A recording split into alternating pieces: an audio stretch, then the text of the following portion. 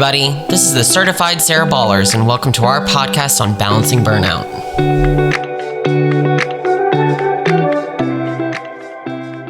Thank you for returning to our podcast. Again, I'm Lauren. I'm Caitlin. And I'm Michael. And this is our podcast on burnout. Today we have a special guest, Jessie, who is also a fourth-year medical student. And we're looking forward to hearing her take on burnout and what she has to say about it. Jessie, would you like to introduce yourself to everyone? Yeah, hi, I'm Jessie Williams. I'm from Richmond, Virginia. I'm here at VCU, a fourth-year medical student, applying into internal medicine, and I'm happy to be talking to you guys today. So a big part of our podcast here is, burnout. What does it mean? What is it?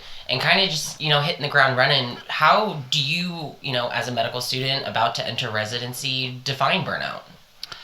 I think for me, it's not so much about not being able to function at work, but it's when work and the emotions that you go through on a day-to-day basis with the patients that you see or the workload itself become excessively stressful to the point where then I don't want to do anything after work.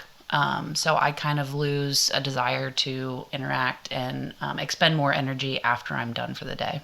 Yeah, for sure. Part of the definition for burnout is almost this aspect of amotivation of basically I just don't, it's not that I can't do it. It's I don't feel like doing it. So I think that's so valid the way that you describe it. What do you feel are your symptoms or your things that you can tell when you're starting to get burnt out? I pick silly fights with my husband. He would confirm that. That happened this week.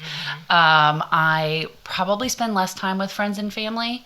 Again, if somebody needed me to come through and do something, pick them up, help move furniture or whatever. Be on a podcast. I would, but I don't really look forward to it. And I tend to avoid social interaction and things that would otherwise be a fun Saturday activity just become something that I have to check off the list. I really enjoyed that we're talking about this part of it because I think a lot of people talk about burnout in the workplace. Mm-hmm.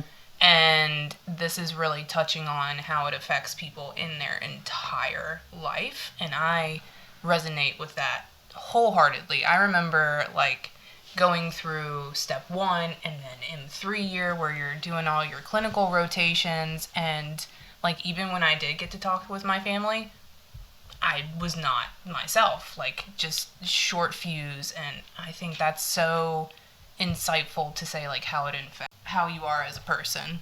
And I don't think it's just about the level of work that you're doing because, I was in the military, I've deployed, I wasn't sleeping, I was working really hard, I didn't have people around me that I really wanted to be around me. But it wasn't the same as in medicine, I think. There's just an emotional draining aspect to medicine. And you're around people and in front of people and have to be on your game all the time. And it's just different. And so that, for me, I think being an introvert really takes a toll at the end of the day, even just in medical school. You don't have to be a doctor to experience this or a nurse to experience this. I think being in school is just as challenging, if not more in some aspects.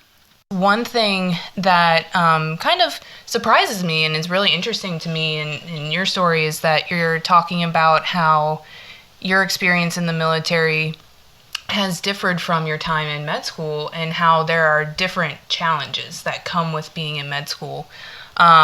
Because, I look at people who are in the military and I'm oh my gosh, I could never do that. They're going away from their family for months on end. They're literally risking their lives and for people they might not know. And there are similarities within medicine, but there are also times where I'm I could never do that, but I'm doing this. And so I should be more, stop complaining as much. Yeah. But so I was wondering what differences do you see between the two? Yeah, I think it's a lot of different things. I was a lot younger, when I was in the military. So, I've learned more since then, for sure. But the whole mindset is different. When you're in the military, you don't have any choices. You're, told what to do, or I was an officer, so I was also telling people what to do. And it's just kind of, you turn off any emotional side of you and you just do it because you have to.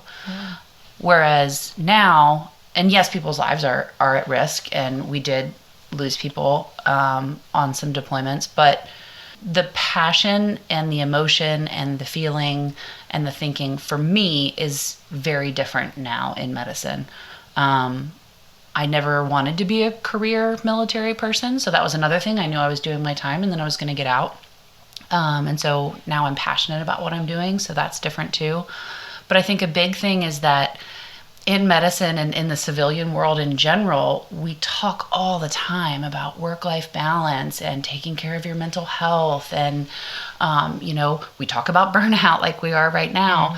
Those aren't conversations we had in the military. And so, but it's frustrating because we talk about it all the time, but we're still not doing anything about it. Yeah. That, I think, makes it harder for me to know that there's an option. I could go see a psychiatrist, but I still don't have the time, just like I didn't have the time in the military either. Yeah, we talk about that's it, so true. but we don't do it. And that sort of like tantalizing thing, it's out there, it exists. You could go see your friends, you could go see your family. I could do these things, but we still don't. And that's what's different, is in the military, you don't even have a choice. Yeah, so it's almost kind of this fact that you have the choice now makes it even more stressful and more kind of, wow, why don't I feel like going out and doing these things? Because I have this choice, I have this free time, but I'm so tired and I'm so exhausted from being on all the time within medicine, constantly being overworked and feeling a little bit underappreciated, or kind of always underappreciated. But or seeing things up front and like in your face, watching someone die. I was on ships, and so you didn't always see when death was happening. But today, or 2 days ago, I was texting a friend of mine. She's a palliative care nurse practitioner. She said, I don't know how you do this. I've had 4 patients die in the last month. And I didn't realize that was really wearing on me until I came home and picked a fight with Josh for no reason. And it's just hard. It's different. And yeah, like you don't realize that the effect that it's having on you until you recognize, well, I could go, do something with my family, but I don't want to. And then that's when it kind of kicks in. Yeah, it was almost, I was having a conversation yesterday about how, I'm in my last few months in Richmond, and there's so many things I haven't done. And I've lived here for like almost 5 years. Yeah. And it's wild because I'm like, when I think about it, it's like the few times I have free time, I don't have the energy to want to go out and go to the farmer's market, which is something that I used to love doing when I was an undergrad. That was something that I did almost every Saturday, was go to the farmer's market, because it was like a fun time. But nowadays, when I do have the Saturday off, it's kind of like I feel like I have a to-do list that's forever long of things that I've built up both in life, in school, in residency applications. Now it's making my rank list. Now it's, if I'm making this rank higher, should I start looking at apartments already? I have this constant, never-ending to-do list that I feel guilty trying to go out and do other things. But then I talk to these people and I'm like, wow, it's like I've lived like a hermit throughout all of it. Yeah, or when you do go and connect with friends, like I grew up here, so a lot of my friends have moved back. The vast majority of my close friends from high school have moved back. And I've done a couple of things for people's birthdays. I try to go out and meet up, whenever they have a birthday event or whatever, but I never want to. Right. Yeah. I have a good time when I'm there, and it's nice to see people, but I feel like I'm telling the same story over and over because I haven't caught up with them for so long. And I'm glad that I went at the end of the day, but I'm not excited about going to do these events. And one thought that I had when we were talking about like going out with friends, but also talking to other people who like might not know what we go through, is like a lot of people I feel like that I talk to might not comprehend how stressful we have it, or like how much we go through. So one thing that I kind of really battled with was when DeMar Hamlin, like that game happened and that whole thing happened. Oh, with the cardiac arrhythmia, yeah. And how like people were saying that they were affected by seeing him go through all of those different rounds of resuscitation. Yeah, and like how that affected them. And at first I was like, I see that all the time, and I kind of like blew it off, and then I had to check myself and go, whoa, why do I feel like that? Like, that's not normal to be like, oh, I don't really feel that much. I see this all the time. But then like going and meeting up with friends and family and, kind of almost putting on a face. And that's kind of one thing that I struggle with. And I was wondering if that was kind of like similar to you guys, like not necessarily having the people say, oh, wow, you go through this so much. And like, this is so strong of you in a way. It's kind of like, sometimes I have this feeling like, do you know what I go through? Do you know what I've seen? Yeah, I think the people that love you and care about you really want to know what your day-to-day is. And I think you have to choose who you're honest with about that. I can tell my sister a lot of things that I wouldn't tell my mom. I can tell Josh a lot of things that I wouldn't tell, a high school friend. But it is kind of hard, because then that's another thing I think that leads to burnout, is you're not just being honest and saying what you see, what you feel, what you think. You're constantly having to adjust your conversations with people to make sure that they're not uncomfortable. And the military was the same way. Luckily, both my older brothers were in the military, so I had people I could talk to who I was close to. But there's no one in my family. Well, my sister's in nursing school, but there's no one in my family who's in medicine. So Yeah. You guys are it. And we appreciate it. What about y'all? Yeah, I mean, I think I really resonate with a lot of what you said. I come from like a little bit unique background in the fact that both of my parents are physicians. Yeah. So my mom, I call her my emotional support mom, because when I have a really rough like patient encounter, like, because it's something I'm working on. It's something I need to get better at. But I tend to like take some of these encounters home with me. Yeah. I can't let them go. I can't get it off my mind. I'm constantly thinking of like, is this patient okay? Like, I feel like I wasn't able to do enough today. I feel like that makes us human, though. It does, in but a that's way- not. It leads to my burnout. Yeah. It helps because like I can't put it away. Yeah. I can't let go of it, and so a lot of times there's been times that I just call my mom and I'm just like, I just need to talk this through, to reason it with myself that I did enough, I did the right things, that I did what I was capable of. I did my best.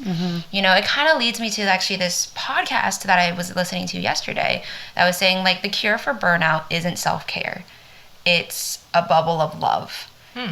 It's people about like who care about your well-being as much as you care about theirs, which is so like, it's like echoing exactly what you said.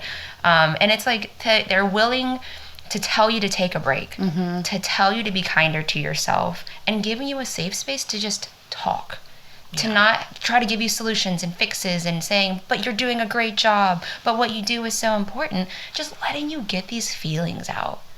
And I was like, wow, that is powerful, because I think we do keep getting told, you just have to take time. Mindfulness and meditation, which I think have valid evidence base behind them as reasons, but it's almost not enough. Yeah, but you still have to be willing to reach out to those people. And I think you need to have those people around you and be self-aware and say, I'm going into a hard time. I'm going into intern year. I'm going into step 2 studying, whatever. And say, just please check in on me, because I won't check in with you. And having those people to reach out, because they might not understand what you're going through, but they're willing to be that bubble of love. Because by the time I get to burnout, I'm texting responses to people, but I'm not reaching out to. I'm not texting people. You know what I mean? So, but I like that idea. Yeah, and I would even say like that's also a big reason of like the specialty choice that I went into. Yeah. And although I'm going into psychiatry, and I think a lot of people think that's a big like that's, you can't handle that. There's so much baggage or so much this or so much that. I think, when I was on family medicine, for example, I was taking stuff home with me daily, just based on, what the patient's diagnosis was, how well controlled it was, what life factors are involved. And to me, like, I already knew that, like, navigating certain aspects of different specialties. Like, I needed to be aware of my own mental health. And, you know, as someone who also almost went into obstetrics and gynecology, like, I realized, you know, making that decision was super important, because it's like, at the end of the day, it's not about like the workload, it's not about necessarily the patients, even though that's important. It's about the culture of the specialty, and the, you know, is this, you know, something that I can do and I feel comfortable with and happy to go into work every single day, regardless of the patients or the collateral I'm receiving or the staff that I'm working with. Like, at the end of the day, is this something that's going to bring me joy enough to say I'm not going to want to leave this hospital and never come back? Yeah. I think that's a great point that you bring up, in that I feel like the culture of medicine is moving more towards, like, you need to get to know your patient for who they are. And I think that's great. And I agree that that's what we should be moving towards. But with that comes the difficulties that they've experienced throughout their life. And you can't have it both ways, where, like, you say you should get to know someone for who they are and everything that they've gone through, but yet not take that home with you and not feel that. So I think that's a great thing to talk about, is that, like, we're kind of in the middle of where we're in this shift of the culture of medicine and, like, what that means to burnout too. So medicine is very different now. We are supposed to care about the people and get to know them and think about everything they've been through. And if we didn't do that, we'd be back to the 1920s, 30s, 40s of paternalistic medicine. And we don't want to go there. And we don't want that anymore. And if we were looking back at that era, it was very much like the military. You didn't have to get to know your people. You were told what to do. You told people what to do, and you went home and you were just done with your shift and you went to sleep and you didn't think about it anymore. And now we are, again, like you said, moving into a different mindset, where it's not the paternalistic medicine of the 40s or of the military in general, where you're just ordering that patients do things. And we need to then adjust kind of how we operate, because that does take a toll on you as the physician now, when you're required to put some extra thought and compassion into your interactions with people. Yeah. I mean, I completely agree. It's kind of like, we've seen how the culture of medicine has shifted a lot in the past, even like 10 years. The fact that now medical schools, you're required to take basically empathy tests when you're coming in, because they want to move away from paternalistic medicine. We're taught shared decision making from our first semester. At the same time, they're starting to change it a little more. There's been more emphasis on wellness. But I think there hasn't been great implementation of wellness yet. But it was interesting kind of going through this like residency application cycle. Every single interview day I went on was some spiel about how they incorporate wellness. And some of it is like actual thoughtful incorporation. And some of it's still a little superficial and not like realistically, what am I going to do with a half day every 6 months? Like, it's kind of like, how does that actually give me wellness? I think it's a great idea. It's almost like a little bit of lip service. It's a little bit, they know they need to be saying these words. Checking off a box. Yeah, because everyone else is doing it. But then I also had this really great interview where they made me read an article, which I was like not looking forward to going into an interview. Homework? Homework for an interview. But it was actually a super thoughtful article, basically comparing the stress and how to de-stress to almost the heart and systole versus diastole. So systole being ejection, where it squeezes and it has to put a lot of effort in. It's kind of us at work. We're constantly having to squeeze. But then diastole is the refilling of the heart, letting it reset for that next squeeze to actually get product out. And it's the idea that diastole, we've learned this, is not a passive process. It's an active process. You put energy, our body puts energy into making the heart chamber large enough to actually fill. Because we talk about like pathologic processes where it's a disease when that doesn't happen. It's bad for the body. We call it heart failure, and we treat so much of that. So this idea that you can't just go home and say, I'm going to relax. Because the reality is that one day off that you have a week, you're not relaxed. No. You're not actually relaxing. And so it's this idea and almost changing that mindset of the way that we look at recovering and actually relaxing our body, you have to put an active process into it, which kind of brings me to an interesting point of kind of some of the theories behind burnout. One of them is relating it to this stress response cycle. It's kind of you see in the olden days, it was like we see a lion and our response is to fight, fly, freeze. Now they've started coming up with more terms, like you guys were telling me. Fawn. Yeah, fawn. But like your body goes into survival mode. You react to this stressor and then you complete the cycle. So you either die or you run away or you fight them off. But it ends, your body feels that end of the cycle and then you can kind of recover. But the stressors in our lives now are chronic stressors. They're constant. There's no real end. And so some people are talking about like how we need to take this active process to fulfill the cycle. Like a podcast I was listening to was talking about get home from work from a stressful day in the office where you're constantly on, you're constantly being evaluated, do 5 jumping jacks. And I was like, that sounds so silly. But it is kind of like interesting because you almost trick your body into being like, and now the stressor has ended. And now we actually get to go relax. And I think a lot of that too has to do with like, we're talking about chronic stress and how that impacts not only just, your regular work day and then you bring it home and you're still stressed, but it also can have like, long-term physical implications, not only on your brain, but on your heart. Oh, yeah. And having that, high stress cortisol just like constantly flowing actually can rewire some of these neurons that are saying like, oh, I have to always be on. And the implications on depression, anxiety, like adjustment disorder, things of those natures are so vastly involved in what we do. And I think, the culture is shifting to more discussion points about like, hey, like if you're stressed, come to the counseling center.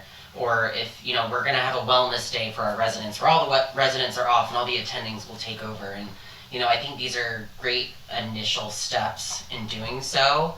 Do I think this is the end-all be-all of what wellness kind of looks like for, budding physicians? No. But I think it's something that, is a step in the right direction, especially in comparison to what, like Jessie said, like the 1920s were a whole different ballgame for doctors, We're evolving, but we're not there yet. Correct. Exactly. That was the political. I love it. So kind of going into the same realm, but shifting gears slightly, we have some really specific statistics that we would love to share with you about medical students and burnout in general. So we're going to share, and then we would love to hear your reactions. Okay. So at this time, in about 2008 is when these statistics were pulled, 50% of medical students experience burnout. And of those 50%, 11% of those students have experienced suicidal ideation while in medical school. So, are you surprised by those numbers? Do you feel like they should be higher, lower? What are your thoughts? I guess I'm surprised that it was as high as 50, just because 2008 is when I graduated from college and was in the military. And I don't feel like that word was being talked about or thrown around. So it's interesting that it's obviously been an issue for a really long time. Right, yeah. And I don't know how that percentage of suicidal thoughts compares to just like the national average of anybody doing anything. Because I think that's actually probably a lot higher than we realize. But I think I would be lying if I said I hadn't been, depressed or having a hard time during medical school or at other times in my life. So I'm sad to hear that it's been around for so long and it's still semi in the same place. That's kind of my take on it. Yeah, absolutely. And I think that, in modern day 2023, where we're starting to make these more natural steps to say, we have an 80-hour work week max for residents, in theory. Yay. It's there. It's something that it's on your contract. It's a number. It's a number. Have y'all heard that 80-hour work week, they're starting to make it so that they work around that, and that like Yeah. that's a month. Yeah. So you'll have your inpatient weeks where you might do more than 80 hours a week, but your outpatient weeks, you have like, say, 40 hours a week. And then Yeah. that average Yeah. is less than 80 hours. So Right. Yeah, there's they're like still, gaming it still. Yeah. Yeah. Yeah. And, Yeah. and on top of that, it's not even including the hours in which you're studying, in which you have Yeah. to go to the grocery store. Or calling patients' families on the way Yeah. home. Or finishing your notes at home. I mean, as a medical student, I have come home at 7 p.m. and been calling patients' families Yeah. Wow. and finishing notes Oh, yeah. on. Or get a consult call like at Yeah. 8 p.m. because they finally got back to you, and you're like, that's not included in that 80 Exactly. hours. Exactly. It's not something that needs to be gamed. Like if they put 80 hours in place, for example, and I know we're now talking about what problems are specifically and what could be changed, but 80 hours in a week, if that is the rule or if that is the goal, then systems and programs and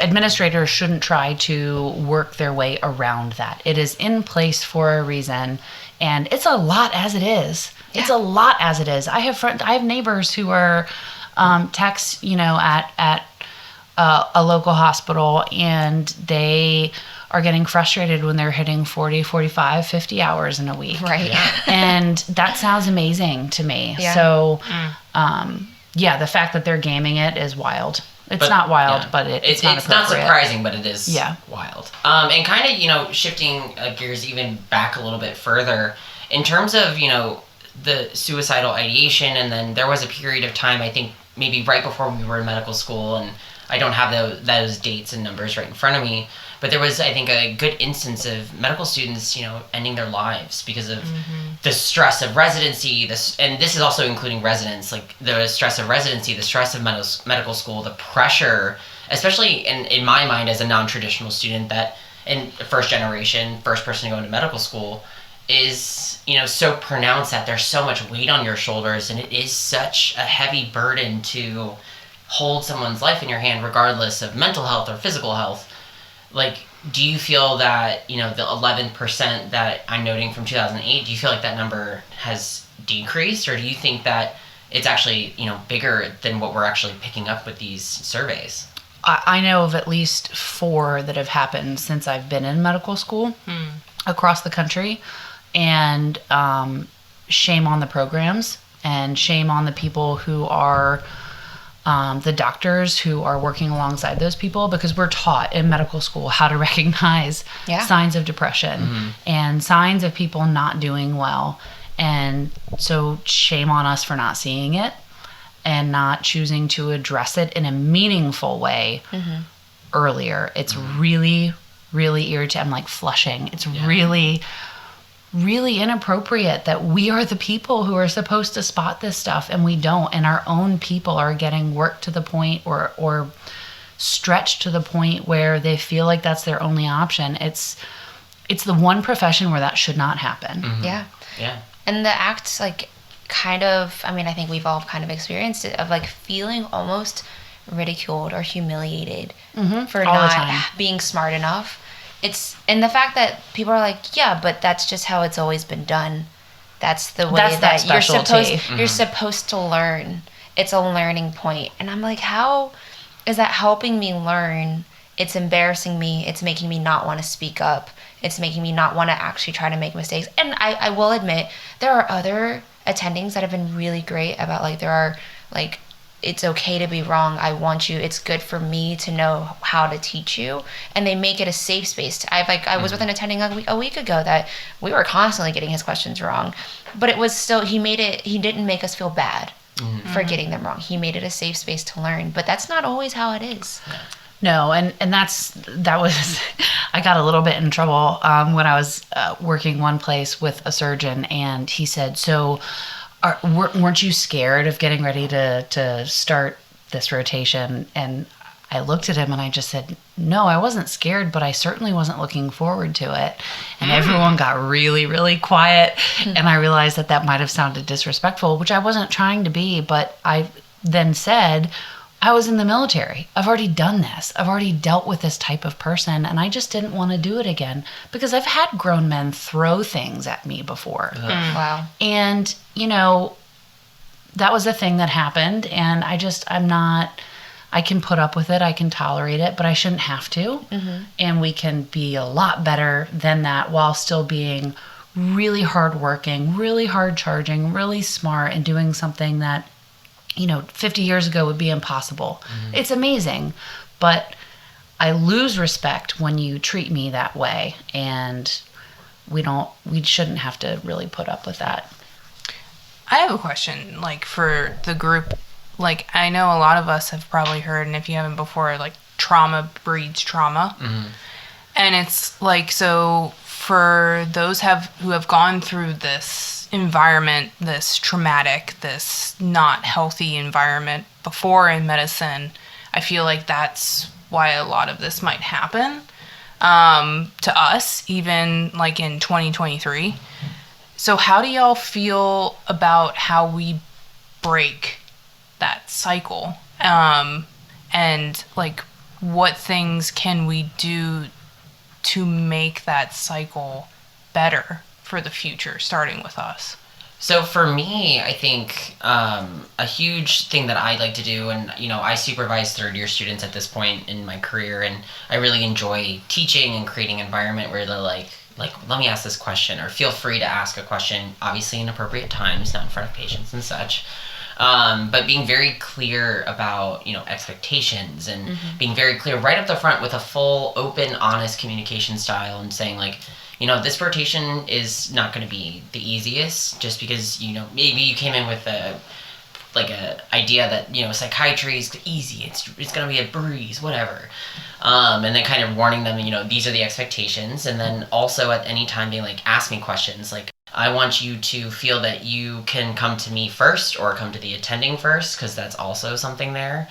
And, creating that environment where, it is about the learner as a focus, especially at a learning institution in total. So to me, avoiding that trauma and avoiding that, that breeding more trauma and creating it and creating this turmoil for other people is to, say, regardless of what I've been through on my surgical rotation, or regardless of what I've been through on my peds rotation, or whatever negative experiences I've had, and those are not in particular that I've had negative ones. It's just saying, I don't have to be this way. Breaking those trauma bonds. Yes, breaking the cycle of just chaos. I don't have to throw things at people just because something has been thrown at me. There's no need for it. And you think that that's easy, but I think over time, if you're treated that way that much, it's human nature to fall into this happened to me and I'm fine, so I can do it to someone else and that'll be fine. And stepping back and recognizing that wasn't normal and that wasn't okay. And I'm not saying I don't feel like a victim. I really don't. It was just something that happened, and I don't have to be that way because I can be better. Yeah, breaking that idea that it's almost a rite of passage. Yeah. To make it through something so hard. Yeah, and I think that was such a great point, Michael, where you brought up one thing that you can do to kind of break that cycle is for the students that we're now almost in charge of teaching and helping out, is that laying out those expectations. And I remember having mentors and people above me who were just this is what I expect of you and this is what I want you to do, and just immediately my demeanor was calm. Such a sense of relief to know your goals and your expectations. Yes. Yeah. And bringing that back to you talking about your experience in the military, Jessie, is almost very eye-opening to me, where it's that's a huge component to this, is that you had that structure. Mm-hmm. You had that expectation of what you were supposed to do and what your role was. And so sometimes we don't have that in medicine, and that small thing might be just one thing we can do to break the cycle. Yeah, that's a really good point, because it was very clear from day one what my job title was. Now it changed, really frequently, and things got added on, and I didn't know what I was doing, but I knew what my title was, and I knew what meetings to go to, and no one was texting me and saying, hey, come here, because I knew that I needed to be there. Right. And there is a lot of uncertainty in as a medical student that adds to a level of stress too, for sure. Yeah. I read a really interesting article a couple days ago that talked about almost this tolerance of uncertainty in medicine and how that relates to burnout. When you have a lower tolerance for uncertainty, because there's a lot of medicine that's uncertain, apart from even in med school, which I think can be made better with like our expectations, but there's a lot of times, especially in primary care, you don't know what the final diagnosis is going to be. Right. You are doing your best and you're using the knowledge that you have to make the best right next decisions to help figure out. You're doing almost an investigative process, but there's uncertainty there. And they saw that a lower tolerance of uncertainty was related with a higher rate of burnout because it's almost related. They related it to that like imposter syndrome where we are so uncertain all the time that you feel like I'm not right. Why am I doing this? I'm inadequate. No one should trust me. And it's almost like you have to, build up that ability to be okay doing the best you can. Doing, like, obviously there's standards of care that we should all be meeting. But there's a difference between having unrealistic expectations that you're going to solve every crisis in the world and cure every disease, because that's just not fair to put that on yourself. I think we need to, and this is something that I had talked about in interviews, people, asking how did your past experience, with the military prepare you for being a resident? I will say that I do feel like I'm comfortable being uncomfortable. But that's finite. Right? You get to a point where that's worn out. And also we don't need to wear that out unnecessarily. So a resident or an attending just choosing to not tell you something or literally just forgetting that you're there. Constantly. And that, you don't know if you still need to be there or not. Shouldn't be one of those things that wears down your meter of comfortable being uncomfortable. And so my goal as a resident would be to just, let that meter grow or let that feeling for them grow a little bit, but not unnecessarily. Yeah, for sure. Could you tell us a little bit about, what you're doing to combat burnout, what you've done in medical school, whether it's failures and kind of rerouting yourself or what's really worked for you? And then what of those things, I know this is like a compound question, is what are you going to bring into residency? Like, what things are going to be really important for you to bring to your residency program? So in the past, even prior to medical school, I was a lot better about exercising. I would like to bring that back into my life because I think it's a good stress reliever. Same, queen. So maybe one day I'll do that again. One day. I think, but my previous life was very different. So I met my husband and I got married right before med school. And then, we had this old house that had a lot of problems. And so instead of exercising, it was projects. Yeah. And we were fixing things and the whole basement flooded and that was another thing about being comfortable, being uncomfortable, and being willing to be flexible and say that, I'm going to just go get a dump truck full of rock and we're going to fix this thing this weekend. It was not fun. But it was something that we could do together. Yeah. So I have relied on him in a lot of ways. But I would encourage people to try to continue doing what made you feel whole and fulfilled previously. And if you don't have the time for that or the opportunity to do that, because I love working with kids and it hasn't been a field that I'm going into, but therefore I've not had the opportunity to volunteer as much or do as much with kids throughout med school. But find a new opportunity. Find a new thing that means something to you, that is fulfilling to you or your partner, or your family. I think I've done an okay job of it. I think it'll be a lot harder in residency if he is not able to come with me right away. So maybe that just means I'll find a new thing. Maybe I'll start volunteering with kids again, or giving my time in other ways. But that has always been meaningful to me. I think you just need to be purposeful in dedicating your time to something that matters, that makes you feel good at the end of the day. Yeah. And be willing to have that thing change. For sure. I think it's, you kind of almost touch on this like idea of like finding a sense of yourself that isn't necessarily within that medicine component of yourself. For you, it was, starting on this like journey of building a life with another person, moving to a new area, building a house or fixing a house, and having these like kind of projects that were in no way related to medicine, to kind of help you, find outlets, find something to take your mind off of the grind a little bit. And it wasn't fun, and it wasn't necessarily, really exciting things, but it's, you get this sense of accomplishment. Having an outlet, having something outside of medicine, I think is really important.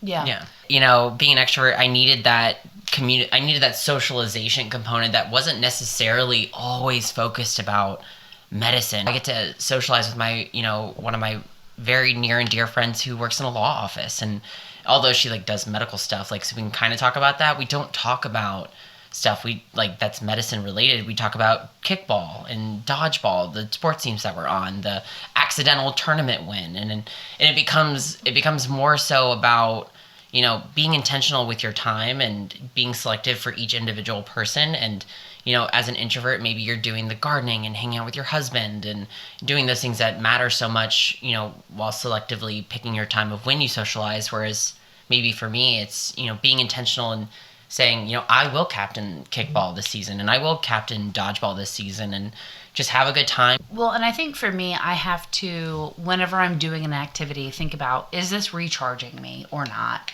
And sometimes the gardening is, sometimes it's not. Sometimes playing a video game is, sometimes it's not. And just recognizing, do I need to just completely shut off and waste, quote unquote, waste this day because that's what I need? Or will I get more from hanging out with all of you guys and doing this versus, I probably would have just played video games today. Which is totally fair. And that's fair, but I'm getting more from this. And so just recognizing what each activity and experience is giving you and enjoying it for what it is. And when it's past, don't guilt yourself. Right. Just say, that was a decision I made in that time. It's what I needed in that time. I must have needed it. That's what I decided to do. And I'm not going to guilt myself over this. That's easier said than done. And I think, just to jump in really quick too, is I think that's probably easier now for us as fourth years going into residency than maybe it was like first year or like 100%. step 1, step 2, where you're like, oh, I didn't study 12 hours this day. And you're like, you know what? At the end of the day, like, even in those step 1, step 2 times, like, I look back now and I go, I took that day off, or I took that half day to exercise and like take a nap or watch a TV show that I wanted to catch up on, and say like, I studied hard that day and I did all that I could. I gave 100% of myself, of that percent total of what I could in that moment, and the rest of it I needed to be not medical student Michael or medical student Jessie. I needed to be just regular me doing a regular thing and relaxing and recharging, because without that, I think that is kind of what leads into those mental health components in medicine, just a full circle moment, and saying, if without those moments of full recharge, of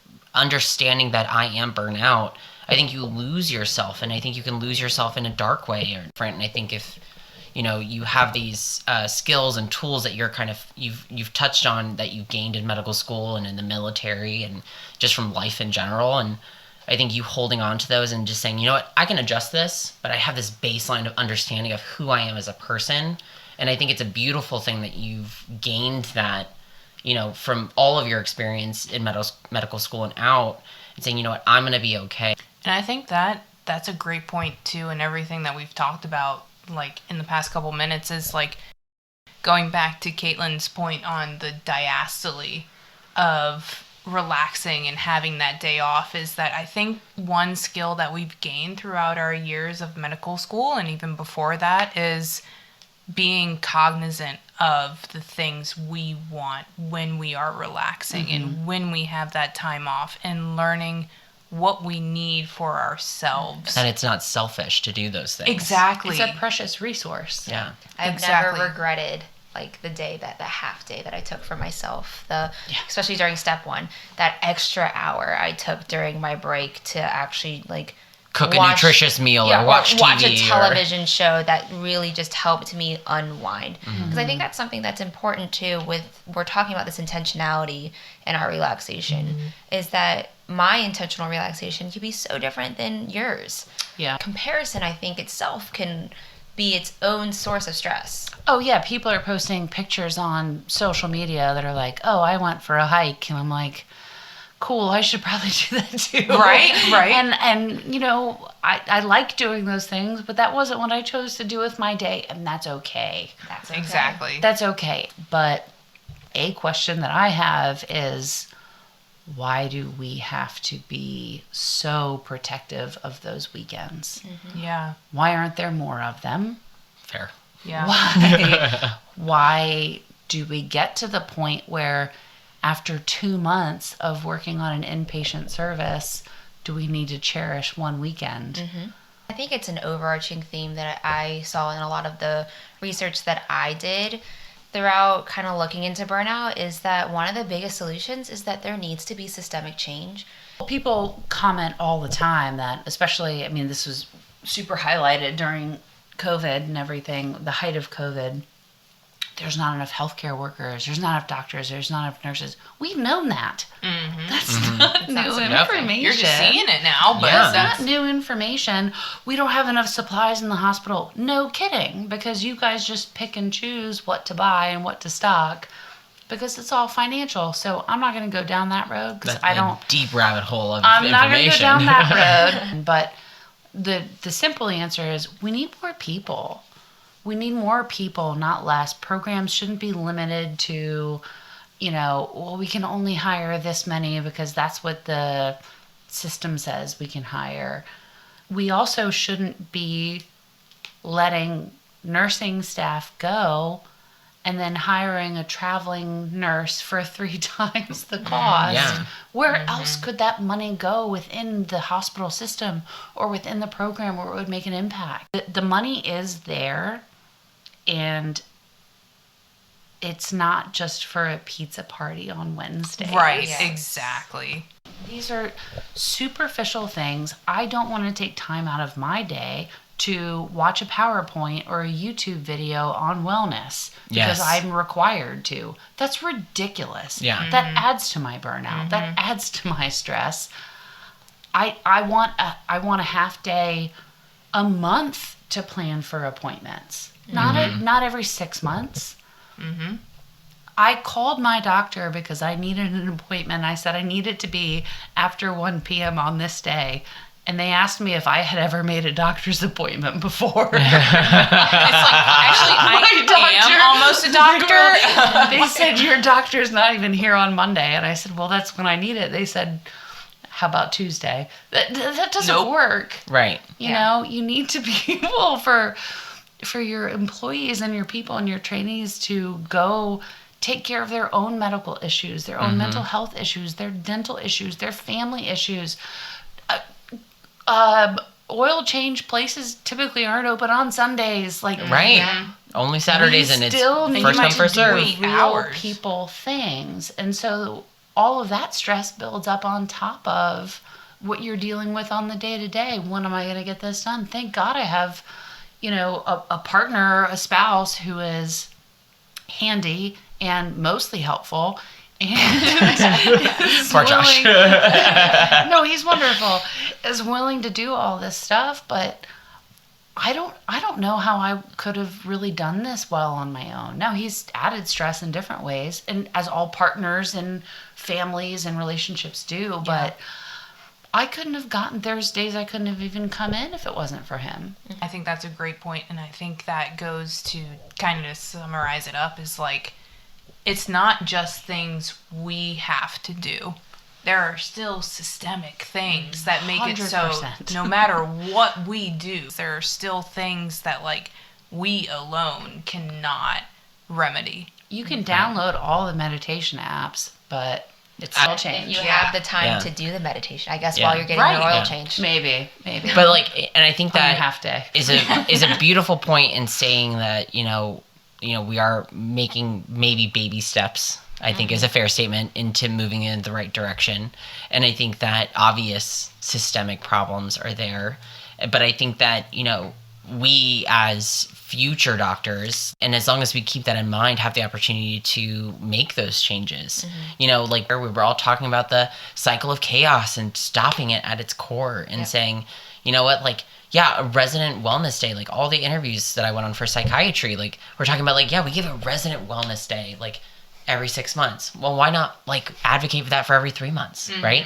And then on top of that, like they like subjugated their call schedule to make something different so that people actually enjoy a more frequent golden weekend.